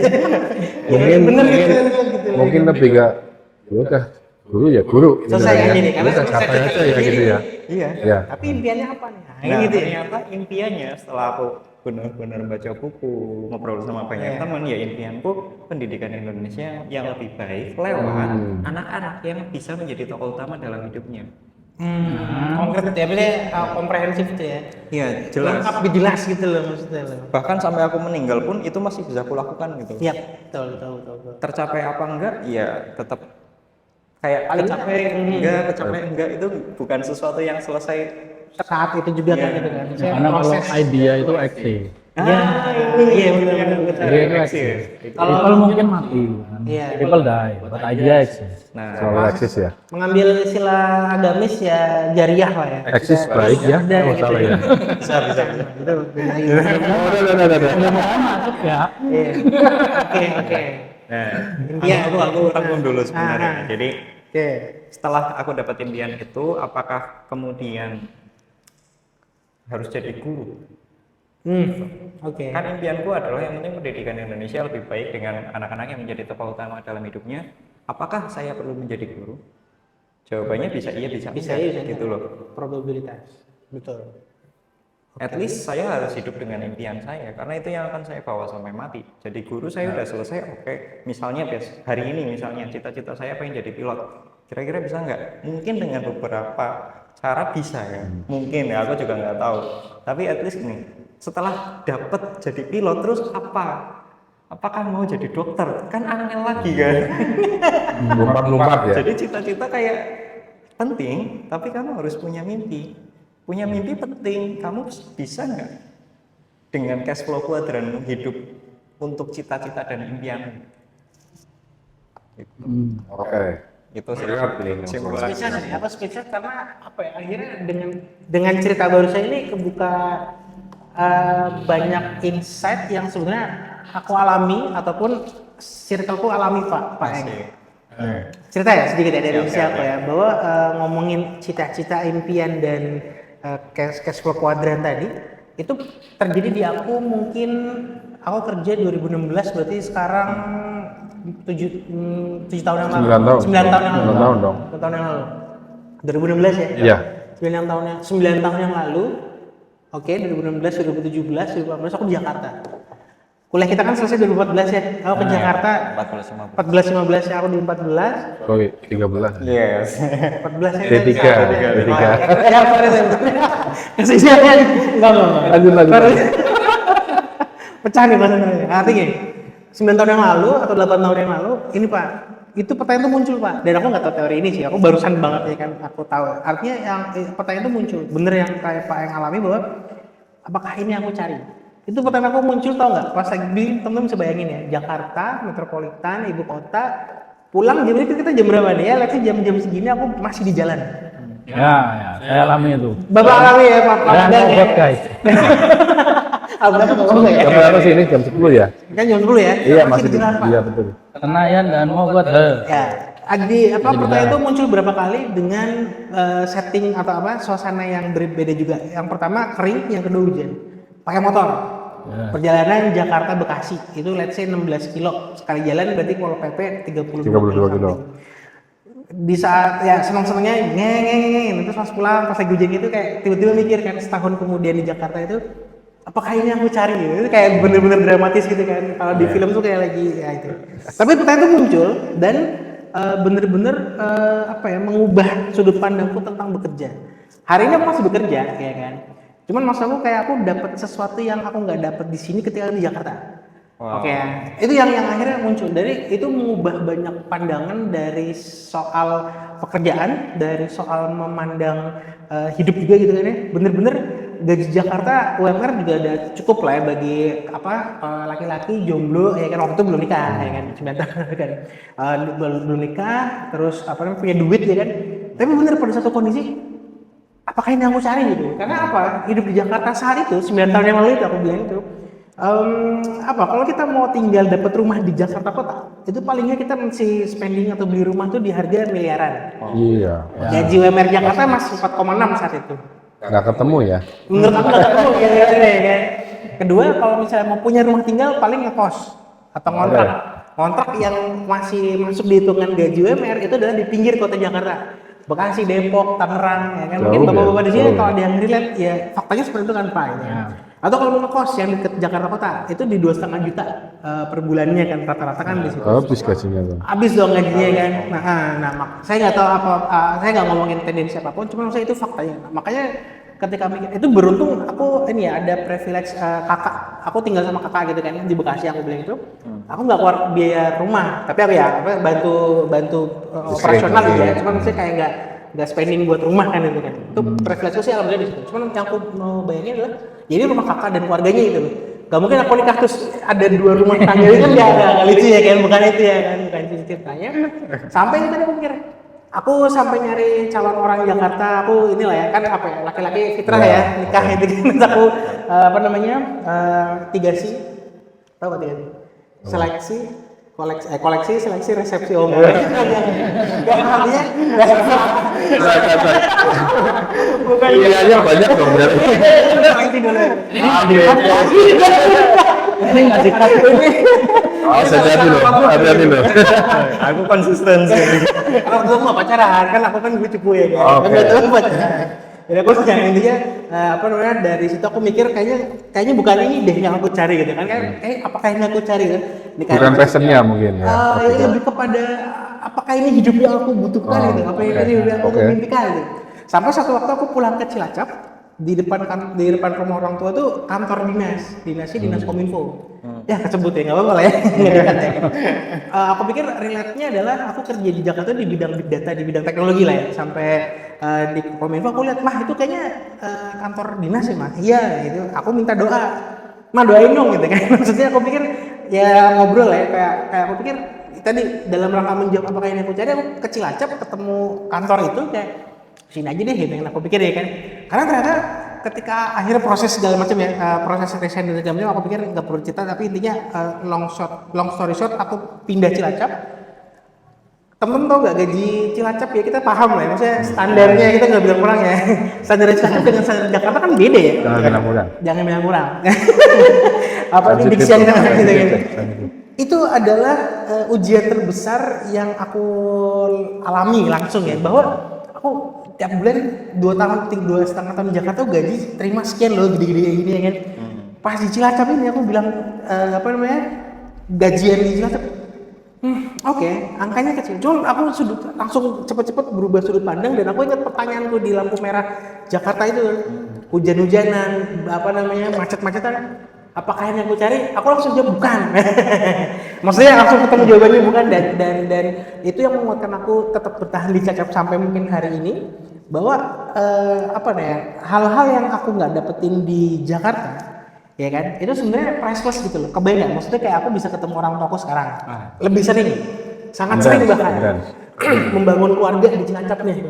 Sampai di titik ini ketemu kalian bapak-bapak di sini ya kan, ini kan juga dalam rangka ini kalau aku di Jakarta ya nggak tahu gitu, masa masih bisa ketemu apa enggak itu kan Bisa ketemu aja. peluangnya gitu loh ya kan, kayak nggak ketemu di sini. Jadi soal membuka peluang, terbukanya peluang, tadi cita-cita impian, ya, aku mungkin mengalami hal yang sama ya, bahwa apakah ini yang kita cari kan gitu kan, itu yang menjadi pertanyaan besar. Dan aku pikir itu muncul di kehidupan semua orang ya, mungkin kan seperti itu ya kan, bahwa memang akhirnya keresahannya adalah ketika yang aku lihat gitu ya dari diskusi kita ini, Pak Eng mengajarkan hal itu yang aku alami di usia mungkin 25 tahun ya. 25 tahun itu diajarkan sejak saat anak SD gitu kan. Ya harapannya dalam rangka harusnya seperti itu sih. Mungkin seperti ini kan, harusnya seperti ini kan, bahwa akhirnya anak tahu nih roadmap-nya apa segala macam, dan kita kayak kasih clue gitu loh. Pak ini kayak kasih clue ya kan, kasih clue nih nanti akan ada fase yang kayak gini, kamu udah siap segala macam kan. Nah makanya ini bisa jadi yang aku bilang adalah bisa jadi kalau bapak-bapak yang nonton ya diskusi kita ini adalah teori ataupun prakteknya Pak Eng ini bisa jadi satu role model ya, bahwa mengajarnya intinya bahwa ya udah daripada Bapak cuman ngasih HP nih gitu ya kan, atau ngasih iPad nih, ngasih laptop nih, tapi selain itu juga ajarin yang soal kayak tadi ini gitu kan ya. Artinya soal pekerjaan nggak cuman ada 5 doang. Nggak cuman ada, luar masih banyak. Ini dalam rangka tidak mendiskreditkan bapak-bapak yang lain ya, teman-teman yang lain jadi dokter, jadi polisi, jadi guru, bahkan itu bagus. Cuman yang kita lagi ngomongin, kita sedang melakukan elevator pitch, kita sedang melakukan sudut pandang yang melihat dengan sudut pandang yang lebih lain lagi bahwa ada yang namanya cita-cita, ada yang namanya impian. Tapi untuk bisa mendapatkan ini kita perlu juga belajar yang namanya financial cash flow quadrant. Kan seperti itu gitu kayaknya bahwa ini menjadi sebuah sudut pandang baru gitu loh buat bapak-bapak yang lagi bingung nih, lagi resah nih. Duh, anakku mau jadi apa gitu. Mudah-mudahan bermanfaat ya. Tapi gini, maksudnya berarti belum kesimpulan. Aku sudah menceritakan dari sudut pandang aku kan dan akhirnya inget di situ ya kan. Nah, makanya sambil nanti kita ke arah kesimpulan, Pak Eng ini dulu nih tadi nih ada bagian yang mungkin belum diceritain nggak kira-kira? Paling ini sih tadi kan ESBI itu, ini aku mau pengen tanyakan ke Mas Saprol nih. Kira-kira yang paling tinggi tabungannya yang mana nih? Oh, dari sudut pandang profil keuangan nih. Bukan nyebut orang ya, tapi dari ESBI mungkin ranking satunya siapa? Kalau menurut saya pribadi ya pastinya. Iya. Menurut saya. Benar nggak? Harus ya. Karena dia memang harus gitu. Mungkin ya ada yang nggak tahu. Iya apa sih Pak? Investor. Nah, investor memang saya pernah lihat di salah satu channel YouTube. Saya lupa namanya. Itu memang pekerjaan yang paling santai dan paling menghasilkan itu ya. Betul. Kenapa? Kita punya uang nih. Kita mau investasi di sebuah perusahaan ataupun di sebuah kita beli saham pun kita bisa. Kita naruh uang nih. Katakanlah 10 M, udah tinggal duduk manis saja. Mereka yang bekerja kok, kita tinggal dapat hasilnya. Kan ini seperti itu. Nah itu benar. Kalau menurut saya pertama ya ya jadi memang tapi juga kita tidak boleh gegabah juga. Karena memang kita harus mengetahui yang tadi saya bilang ketika kita memilih itu juga kita harus melihat seluk-beluknya semua dong. Jangan cuma wah ini perusahaan sekarang lagi trending nih, lagi bagus nih, untungnya labanya besar nih. Belum tentu juga. Beli. Nah, itu juga salah satu contoh misalkan bank A nih ada kita mau beli, wah ini setiap tahunnya naik nih labanya nih. Padahal kita tidak mengetahui ada risiko enggak sih. Padahal sebenarnya investor benar kita menghasilkan uang yang lebih dan lebih. Mungkin pekerjaannya lebih santai ya karena kita cuma menaruh uang nanti biarkan uang itu yang bekerja kan seperti itu ya. Itu ya istilahnya begitu. Cuma memang kita jangan gegabah juga yang saya bilang kita harus jangan sampai salah langkah karena ketika salah langkah uang itu juga habis juga gitu. Ada resikonya tinggal memang tadi yang paling aman memang yang tadi. Betul. Mungkin saya masuk ya itu. Kalau yang mungkin lebih kalau saya urut itu I, B, terus E. Mungkin benar nggak? Apa kebalik mungkin? Nggak apa-apa. Kalau menurut saya itu sih. Tapi I dulu. B, iya. Terakhir S. S itu apa? Sorry. Self-employed. Freelance. Ini contohnya. Iya betul itu. Oh gitu. Menurut saya naik itu. turun ya. Naik turun kan? Menurut saya itu. Ya silakan yang lain. Intinya tiga selain yang E itu ada resikonya lebih besar. Lebih besar. Yang E, ya kan? Kalau dari buku ya ini aku Oke. sesuatu yang dari buku. Yang Jadi dari E itu takut resiko. Iya, lebih ke zona nyaman mungkin kalau E ya. Betul ya? Betul ya? S ya betul. S itu mengambil resiko. Iya, dia juga dikit ya. Kalau B meminimalisir resiko. Kalau I menghilangkan resiko. Oke. Malah kayak gitu. Jadi kalau kamu belum bisa ngilangin resiko, jangan jadi I. Ya itu tadi. Makanya risikonya memang lebih besar. Iya. Benar ya? Jadinya investasi bodong gitu. Iya. Sebentar Pak, artinya gini. Sebenarnya kan gini, idealnya adalah I karena akhirnya nggak ada resiko. Menghilangkan resiko kan gitu kan ya.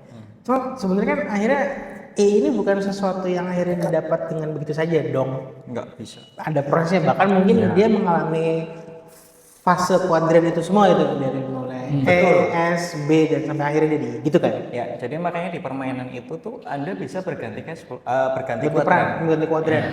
Kapanpun Anda siap. Kapanpun Anda siap. Mau satu cerita nggak? Cerita. Wah, Ini kan 2 tahun ya, udah 2 tahun. Udah 2 tahun berjalan ya. Anak-anak main nih. Ranking 1 tuh kebanyakan milih E. ranking 1. Pengen hidup yang aman-aman saja, gaji pokok setiap bulan, ini dan sebagainya. Gitu ya. betul. Oke, setelah 2 kali 3 kali main, ada anak tengah-tengah lah, nggak terlalu ranking tinggi, nggak terlalu ranking bawah. Milihnya I. Keren tuh. Di awal dia benar-benar kesulitan, karena dia kan kita mulai dari 0 semua ya. Iya. Jadi kecuali kamu I-nya mulai dari 100 gitu. Iya, betul. Iya. Iya. Kita dari 0 harus mencapai 100 dulu baru itu iya. paling susah. Iya. Paling susah kalau kamu mulai langsung jadi I, kecuali kamu orang kaya, bapakmu kaya. Privilege ya. Ya, Kalau kalau udah startnya beda gitu. Nah, dia mulai dari I. Selalu gagal. Nah, si E ini dia main dulu selama 2 tahun berjalan permainannya, baru dia switch ke I. Terus aku Dari tanya B Dari dari E. dari ke I. terus langsung switch ke I. Itu switch ke gimana? I. Nah, Prosesnya aku gimana? tanya gini, kenapa kamu nggak langsung ke I? Enggak apa, kayaknya itu butuh modal dulu, Pak. Kalau aku mau jadi S dulu, aku nggak tahu modalku pasti apa enggak. Aku harus cari modal yang pasti. Berarti aku harus E. Kenapa kamu nggak coba B? B resikonya terlalu besar. Oke. Saya kayaknya bukan orang yang bisa menanggung resiko itu gitu. Jadi yaudah aku mau E terus sampai Mengumpulkan cukup, uang, ya. mungkin secara uang dingin ya itu udah cukup, baru dia switch ke I. Duit lanang, oh bukan. Nah, semacam itulah. Terus. Ya gitu sih, itu satu cerita Pak. Oh, dia tahu roadmap-nya ya. Dia tahu step by step-nya untuk menjadi si I tadi itu kan. Bukunya bagus tuh. Oke. Tapi itu paling ideal kan sebenarnya untuk prosesnya loh. Karena kan umumnya orang pada begitu ya. Saya sendiri begitu gitu Ya, kan. kerja punya uang, nabung, kita pengen Pelan-pelan investasi, baru diinvestasikan. Nah, kalau saya mungkin belum sampai tahap investasi yang kayak gitu yang lah. lebih ke Jadi investasi ini lah di toko ini tuh saya masih di B. Iya, Pun baru mulai ya kan. Baru ya. Baru mulai. Cuma untuk yang E sama S masih dilakukan bersamaan nih. Ya. Kan saya masih jadi employee ya kan. Saya jadi seorang yang self employee juga. Ya sekarang nyoba ke ranah B. Mungkin nanti pada waktunya punya ilmunya, punya modalnya bisa ke ranah I gitu. Cuma ya memang boleh. Kenapa? Cuma maksudku gini, ketika kita nyoba dalam hidup, Ya. kita hidupnya cuma sekali, Mas. Ya betul. Nah, game itu kan bisa dimainin berkali-kali. Maksudku gini akhirnya, daripada alih-alih kita nyobain di hidup kita beneran, kenapa nggak coba dulu di permainan itu? Permainan. Karena kita harus tahu psikologi kita tuh gimana. Kalau kita nggak cocok I, ya udah nggak usah juga nggak apa-apa sebenarnya. Bukan sesuatu yang dipaksakan ya. Iya. At least kamu udah nemuin, oh ya udah saya cocok di E, aman. Saya nggak suka semua resiko, ya udah sih di E aja. Tapi jangan kemudian kamu, wah kenapa saya nggak Hidupnya kaya gini aja ya, Ya gitu ya. udah, kamu udah dengan psikologi yang siap untuk tidak kaya. Kenapa kamu mau kaya? At least kalau kamu kamu punya kekayaan yang lebih loh. Waktu, Nah, itu dia. keamanan, ya udah sih. Nggak pusing. Nggak pusing. Oke. Tapi gini nih bentar. Oh, ya. Kalau tadi kan istilahnya kita udah bahas itu dan aku dapat simpulannya dari Pak Sapro kan memang Iya. untuk Keamanan. teraman itu adalah di zona E tadi. Berarti kan kalau kita gampangin berarti zona-zona kerjaan konvensional atau tradisional tadi cenderung lebih aman. Cenderung lebih aman. Kalau Iya, menurut betul. dari pemaparan Pak Sapro tadi kan dari punya tabungannya yang mana sih yang paling anu gitu kan. Yang Tapi kan memang begini ya, kalau kayak tadi ini harusnya bahkan di luar kata-katanya dari Pak Eng, nah sebenarnya memang kalau tiba-tiba langsung brojol jadi di zona I, di zona investor gitu, itu kayaknya itu dia. hampir mustahil ya. Itu kayaknya Kecuali untuk privilege yang tadi untuk disampaikan orang kan. istilahnya ya ada pure blood di situ lah. Iya. Cuma gini, kadang aku yang kalau dari sudut pandangku gitu ya kayak tadi aku kan berusaha kayak gini tadi kembali ke judul kita dulu tadi kan, dimana sekarang udah ada kerja modern dengan era digital ini, dimana kita sebenarnya kalau bisa memanfaatkan peluang ya. itu banyak. Misalnya peluang paling gampang lah kita bisa belajar lebih cepat gitu kan. Ya. Mungkin tadi yang nggak ngerti tentang finansial nonton ini bisa kena Bisa jadi. dari yang tadi jelasin Pak Eng atau buku-buku online gitu kan. terus mungkin dari Jadi pendapat lebih tertarik iya, mengulik itu ya. yang bisa cari yang lebih ahli lagi tuh udah banyak pembahasan ya kan. Betul, betul. Dan akhirnya ya peluang tadi tuh banyak terbuka loh kalau di era seperti ini, yang bahkan kalau misalnya kita sudah, kalau aku mikir nih, kalau semua kepengen di zona yang 5 top 5 pekerjaan tadi, di mana itu semua adalah zona E yang gimana ya, itu memang zona E tapi kayak sorry to say itu tuh kayak ada rutinitas, Ya. Oke. Ada berangkat kerja, ada kerja, polanya pulang, yang setiap hari seperti itu. Terus yang ngisi ranah kreatif siapa? Iya, Ya nggak sih? Kadang-kadang tuh yang sebenarnya kalau menurut saya ya, dengan saya ngisi kuliah umum gitu, terus saya bikin post dan apa namanya video di channel saya sendiri gitu kan, yang pengen saya kasih tahu itu kan adalah kamu nggak harus di sini loh untuk jadi seseorang gitu kan. Justru ranah kreatif ini sekarang lagi terfasilitasi banget, ya nggak sih? Saya sendiri sambil masih nulis buku elektronik e-book, saya nulis e-book gitu kan. Terus teman-teman juga mungkin sekedar kayak ibu-ibu tuh ada loh yang ternyata dia nulis resep itu laku, bisa jadi bahkan itu dia dari yang mungkin di zona S tadi self employed dengan dia nulis, tapi ketika banyak mungkin nanti dia bisa dengan cepat lompat ke ranah B sampai akhirnya ke ranah I ya kan. Nah, zona kreatif ini kan yang sekarang muncul loh. Zona kreatif ini jadi apa ya istilahnya, peluang baru ya. Peluang baru, peluang baru. Banyak es bermunculan. Banyak S bermunculan. Jadi udah mulai bisa kita apa ya, bukan tinggalkan ya istilahnya, apa ya enaknya. Enggak terlalu diminati ya.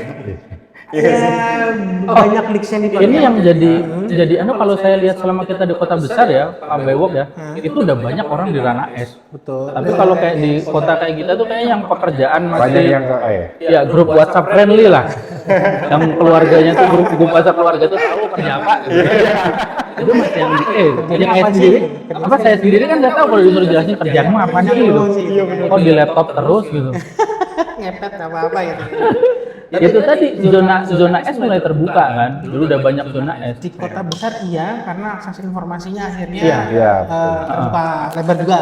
Ya itulah yang sebenarnya sedang kita kampanyekan gitu kan. Betul. Zona S Circle-nya ini pun gitu. mungkin kalau kota besar lebih luas circle-nya. Ya. Circle-nya lebih luas kan.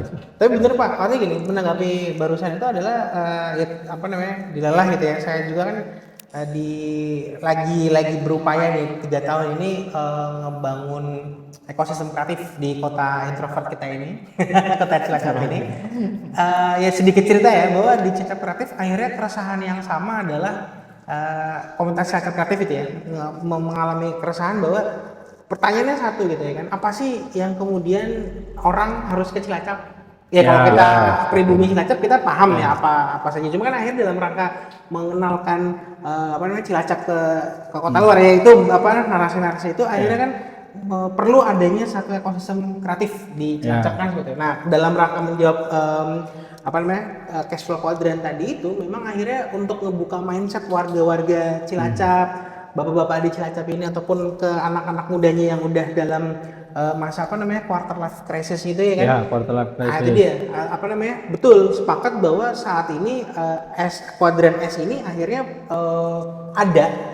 Tapi mungkin kemudian untuk mengemphasize seperti apa sih ini. Ya. Nah, itu yang akhirnya Cilacap Kreatif di aku saya sama komunitas itu berusaha untuk ngebuka akses informasi gitu kan. Ya. Kita ya apa namanya? Pak Eng kan udah pernah ikut juga ya di Cilacap Kreatif. Aku pikir apa namanya? Kolaborasi tadi itu yang kemudian penting dan semangat apa namanya? Kalau aku sih nyebutnya ya, vibrasinya kita samakan bahwa ini bukan soal sok-sokan gitu loh. Ini soal memberikan dampak gitu ya kan. Iya, berimpact. Memberikan impact ya kan, dampak, bahkan ngobrol 1 jam lebih kayak gini Intinya itu sebenarnya kita mau belajar lah. belajar lagi belajar kan gitu lagi. kan tentang Belajar. hidup tuh. Hal-hal yang baru yang mungkin lebih ke modern ya, karena modern. Dan ternyata, Ya betul, lanjut aja. di samping aja. Yang aku mau bilang adalah belajarnya itu ternyata memang udah ada teorinya ya kan, udah dijelaskan dari si teori segala macam, dan harapannya bisa konkret kan bahasanya seperti itu ya kan. Makanya nanti setelah ini, dan aku pikir kita sepakat ya untuk kita ngobrol-ngobrol. Betul. Kan gini loh, apa ya? Aku mau bilang gini, kadang-kadang tuh laki-laki kalau jam 9 Nongkrong. malam ke atas nongkrong tuh ngapain sih gitu. Obrolannya apa sih? Obrolannya itu ya, gitu kan. Ya benar lah gini ya, kayak kita sepakat ya di situ ya. Iya, Gua betul. nggak sekedar, aku nggak tahu di sini yang merokok siapa aja nih. Cuman Pak Magang, Pak Eng juga. Ini hari ini kita nggak, malam ini kita nggak merokok dulu ya. Kan di ruangan ya, nggak tahu. Di ruang AC. Di ruangan AC nggak boleh merokok. Nggak, prinsipnya adalah ngobrol-ngobrol kayak gini sebenarnya nggak cuma ngobrol doang kan sebenarnya kan, kita sepakat di situ ya. Kita sedang membuka mindset, kita sedang membuka. Mudah-mudahan berdampak lah. Mudah-mudahan berdampak. Kita sedang membuka peluang, kita sedang membuka sudut pandang baru. Ya, sudut pandang belajar baru. ya kan. Jadi ada kebermanfaatan yang kita bisa berikan kan tadi nilai-nilai cerita tadi ini kan relate semua lah kan kayak gitu ya Pak ya. Aku pikir besok Oke. kita bisa lanjutin lagi ngobrolnya. Ya. Atau kita mau lanjutin. benar. Aku masih ada satu pertanyaan buat Mas Abro soalnya. Oke. Selesai Pak. Jangan yang berat-berat ya. Yang berat-berat. Nggak seberat badan saya. Oke. Wah. Nanggung soalnya ya, sore itu. Kayaknya paling berat. Salah ya. Sekarang aku sama Pak Bewok 11-12. Sama ya. Pertanyaan apa nih? Kayak menarik nih. Sampai Ya, soalnya gini, kalau nyambung dulu dari Pak Bewok tadi kan, kalau Pak Bewok kan dengan Cilacap Kreatif berusaha untuk memperkenalkan apa sih buat orang luar ke sini. Ya. Waktu itu saya juga kolaborasi di situ. Kalau saya punya mungkin sejalan tapi sudut pandang beda. Kalau saya gimana caranya Cilacap buat keluar ke dunia luar gitu kan. Iya, betul. Supaya punya kemampuan buat lompat dulu dari sini gitu kan, yang nanti mungkin pulang bisa bawa insight yang baru ke sini gitu kan, baru nanti ya bangga bangun desa lagi kan, gitu kan. Nah tinggal gini loh, kalau yang tadi saya sebutkan di mana sekarang ranah es itu udah mulai banyak, kita mending jadi ya bekerja dengan cara yang lebih kreatif, yang nantinya akhirnya setelah kreatif itu bisa mungkin melangkah dulu ke ranah B tadi bisnis sampai akhirnya ke ranah E gitu kan. Nah ini yang kadang-kadang saya masih bingung gitu kan, kayak saya sih punya tabungan gitu kan, tapi kalau muter-muter uang tuh belum ngerti lah gitu. Nah kalau dari sisi Pak Saprol gitu kan yang di perbankan, misalkan saya fokus kayak misalnya kan saya masih di zona E, saya di zona E nyampur di zona B, tapi taruhlah 40% di E, 30%-nya di S, 20%-nya itu di B, belum sampai ke sana itu kan. Nah, gimana sih untuk biar benar-benar ya kita dalam tanda kutip aman gitu dari segi keuangannya? Sarannya atau ada punya pengalaman tertentu nggak? Misalnya orang tuh ya kan mungkin ada gitu loh, ya gitulah. Oke. Contoh simpel itu sebenarnya itu kan investasi itu bukan hanya kayak yang tadi saya sebutkan saham terlalu tinggi lah ya. Investasi kan kita bisa juga yang paling gampang itu menginvestasikan emas. Perlu kita ketahui kalau emas kan setiap tahunnya pun naik ya. Bahkan kok contoh konkret ya, ini ada di pokoknya ada lah saya pernah investasi tanah.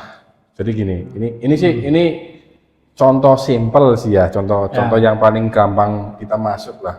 Katakanlah gini, kita sekarang mungkin anak masih kecil, masih kecil ya. Sedangkan kita tahu pendidikan sekarang tidak murah ya, Pak Eng ya. Nah, itu. Gimana sih caranya kita aman-aman saja dengan menggunakan uang yang kita punya sekarang? Itu padahal kita jenjang ke depan kalau sudah punya anak kan kita pengennya anak sekolah yang paling tinggi deh. Nah, seperti itu, walaupun nanti sebenarnya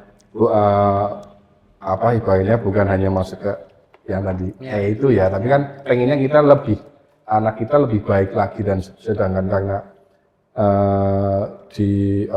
pendidikan yang memang menurut saya sekarang tidak murah ya, itu memang ketika kita mempunyai uang, kalau bisa jangan di tabungan saja, harus diinvestasikan. Yang saya juga sebenarnya ada teman yang saya juga sering ngobrol, itu dia sudah luar biasa karena dia sudah saving. Ternyata saya kaget, teman saya itu saving dari SD sampai kuliah dia bisa benar-benar saving. Setelah itu dia ketika sudah, setahu saya dia belum nikah pun sudah masuk ke ranah saham, luar biasa. Dia beli saham luar biasa. Dari kecil ketika ada uang lebaran ya, uang lebaran disimpan, uang jajan dia dikasih 10.000, dia nyimpannya 9.000, bahkan yang jajan cuma 1.000, luar biasa. Ini teman dekat ya, dekat, teman dekat kita. Ada yang, saya kaget, saya kaget, wah luar biasa ini. Dan pengetahuan mengenai keuangan apa kayak investasi ke saham dan sebagainya itu memang dia lebih tinggi dari saya.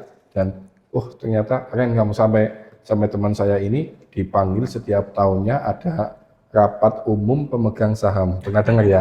RUPS.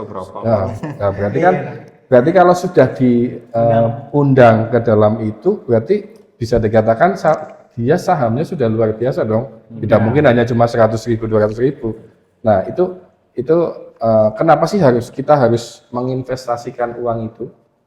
Ya, karena kita nabung 100 juta katakanlah kita punya.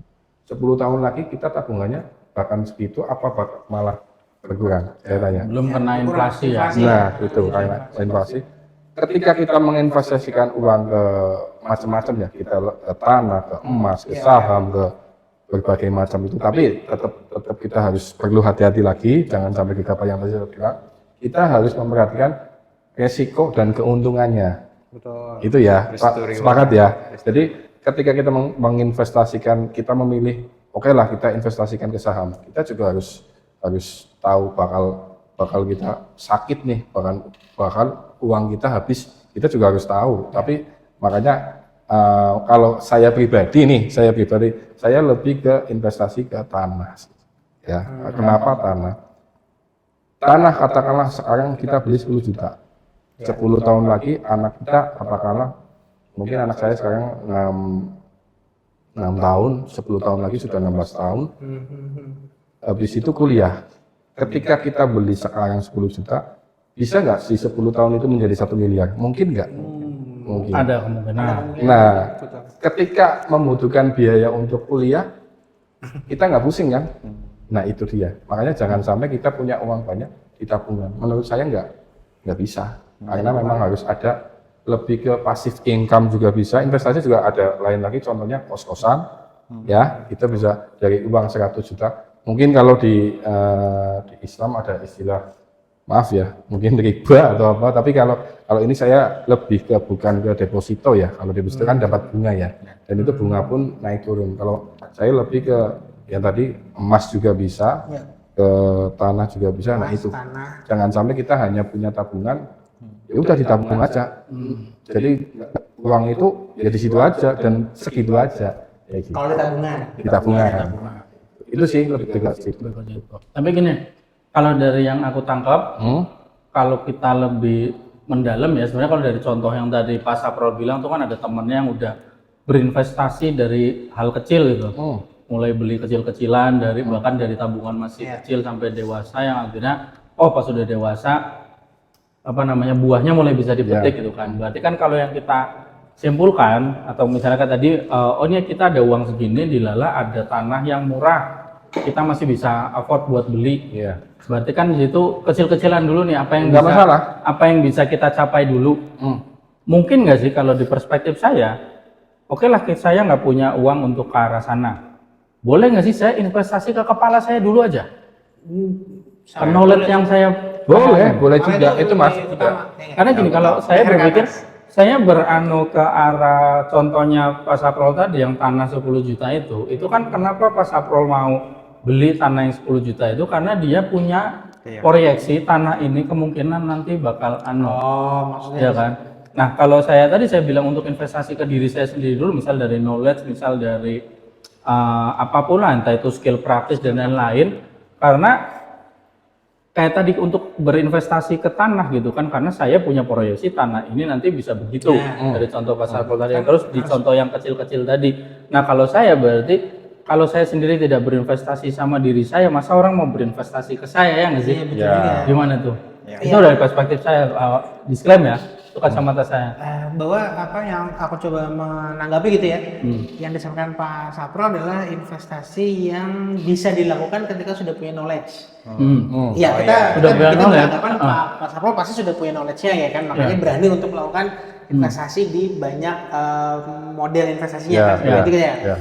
Nah, makanya prinsipnya adalah sebelum sampai ke step itu kan berarti kan harus punya knowledge dulu. Nah, kita nih, maksudnya ya kalau beberapa teman-teman yang nonton gitu ya, dan yang nanti bisa belajar juga, prinsipnya adalah kalau bahasa di keuangan tuh ada investasi leher ke atas. Ya. Itu kalau menurut aku adalah lebih utama dulu sebelum akhirnya kita bisa beli tanah, kita bisa beli portofolio investasi yang lainnya kan gitu kan. Gimana kita mau beli itu portofolio kalau kita nggak punya knowledge-nya kan dia di situ ya kan.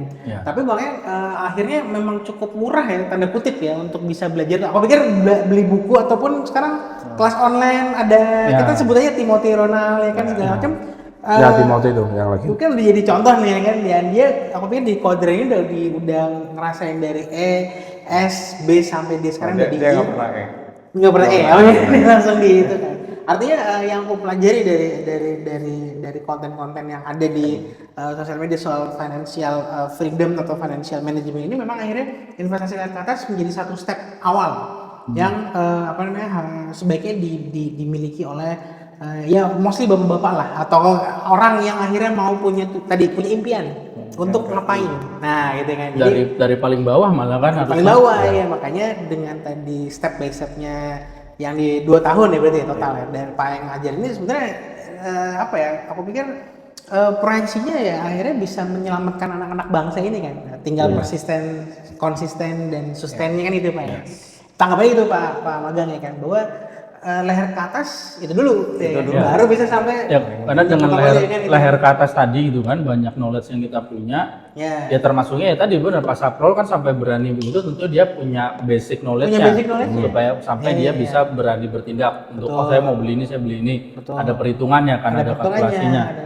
Dan yang tadi saya sebut ya dengan dunia digital sekarang ranah S ini jadi makin banyak untuk orang-orang yang kreatif itu kan yang mau kreatif. Betul. Dia punya basic knowledge-nya dulu, berinvestasi ke dirinya sendirinya dulu kan. Baru nanti akhirnya dia bisa bergerak selain misalkan dia sulit peluang di ranah di ranah employee itu kan dia bisa ke ranah yang self employed dulu dengan kreativitasnya. Betul. Dan supaya kreativitas tadi kan yang S itu dia harus ada partner. Yang dimana untuk bisa mendapat partner dia harus jadi top of mind. Supaya jadi top of mind dia berarti harus bisa menunjukkan apa yang dia punya dengan tadi cara-cara entah cold message, entah elevator pitch sampai ya intinya dia harus punya confident akan dirinya sendiri. Ya kalau dia nggak percaya diri gimana orang percaya dia kan? Kalau dia tidak berinvestasi ke dirinya sendiri gimana orang mau berinvestasi ke dia? Kan. Seperti itu kan. Narasinya kan seperti itu yang dibangun dan itu yang luar biasa ini algoritma ya. Obrolannya luar biasa ini. Ya algoritmanya kurang lebih seperti itu. Ya artinya keresahan kita malam ini ya, yang kita diskusiin di meja ini sampai gelas kopi udah pada habis ya kan. Adalah makanan habis semua nih. adalah dalam sorry hari ini minta ngikut makan ya. Makan aja. Balik gondok udah jualan sendiri. Masalah. Kan ini biar tahu loh rasanya udah sesuai standar apa belum ya kan dalam rangka Quality control. Kan lagi B kan di sini kan lagi di kuadran B kan. Nah, kayaknya topik-topik keuangan kayak gini ini ya menarik ya untuk dibahas ya bahkan kalau usia Anda 30 itu kita kayaknya nggak pernah ngomongin seperti ini nih. Enggak sih. Benar ya? Bersyukur. Iya. Bersyukur. Ketemu teman ngobrolin masa lalu kan seperti itu. Benar ya? Gitu ya. Kalau mungkin selain di ranah bersyukur, biasanya kalau 20-an ke bawah, 30 ke bawah itu, kalau nggak ranah bersyukur, ranah lagi, sorry to say ya, kayak lagi hype-hype-nya, jadi misalnya, zona so tau. Padahal belum tahu, belum melangkah banget gitu ya, kayak semangat sih bener. Makanya gini, nanti monggo bapak-bapak yang nonton, kalau misalnya mau request tema, mungkin yang mau keresahan apa nih yang bukan request ya, lebih ke sharing apa sih Pak keresahannya lah. Curhat boleh aja di diskusi komen. kita juga. Iya, komen-komen. Ya, curhat aja di komen. Kita juga sama kok, sama-sama belajar ya. Sama-sama belajar, sama-sama resah. Sama-sama resah, inilah keresahan bapak-bapak live. Selamat datang. Terima kasih.